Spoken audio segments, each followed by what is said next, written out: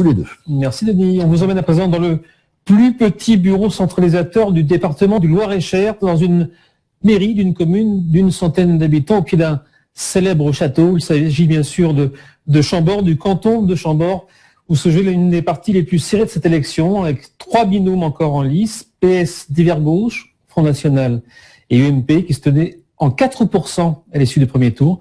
Qu'en est-il ce soir? Réponse avec ce reportage de Xavier Nézet et Alain Laheude. C'était la surprise du premier tour.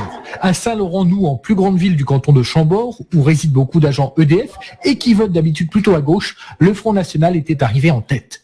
Le sort de cette triangulaire se jouait donc en grande partie ici. Et ici, le Front National a eu encore un peu plus d'électeurs qu'au premier tour, mais le binôme socialiste a fait mieux lui aussi, grâce au report des voix du Front de gauche. Finalement, Gilles Clément et Patricia Hanon gagnent leur siège au conseil départemental avec 39% et un total de voix supérieur au score cumulé PS et Front de gauche du premier tour. Il faut entendre le message et clairement aussi faire en sorte que ce territoire se sente uni autour de Chambord, puisque nous avons cet avantage de porter le nom de Chambord. Il faut que ce soit un avantage pour tout le territoire. Le nouveau canton de Chambord réunissait les anciens cantons de Bracieux et Nain-sur-Beuvron. L'un légèrement à gauche et plus important, l'autre franchement à droite mais plus petit. Un nouveau découpage qui n'a pas été favorable à la droite. Sur 23 communes, l'ancien canton dont nous sommes, c'est-à-dire le canton de Nain, on est 6 communes et de l'autre côté il y en a 17. Donc, parce que bon, faut lier malgré tout le canton avec les communautés de communes. Parce que bon, le Grand Chambord, 16 communes, avec une population beaucoup plus importante que sur le canton de Nain-sur-Beuvron.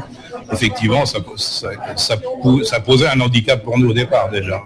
En deuxième position après le premier tour, le binôme Front National se retrouve finalement troisième ce dimanche, avec la satisfaction d'avoir gagné une 50aine de voix en une semaine. Nous on se maintient, c'est déjà pas mal.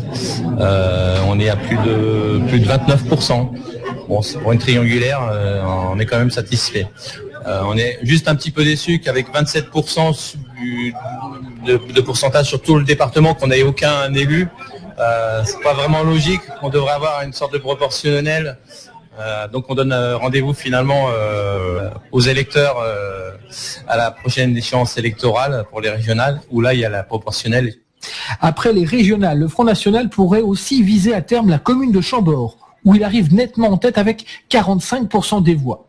Il est vrai que quand on estime qu'il y a trop d'étrangers en France, habiter Chambord doit être douloureux, puisque des milliers d'individus venus du monde entier y défilent tous les jours. Le meilleur score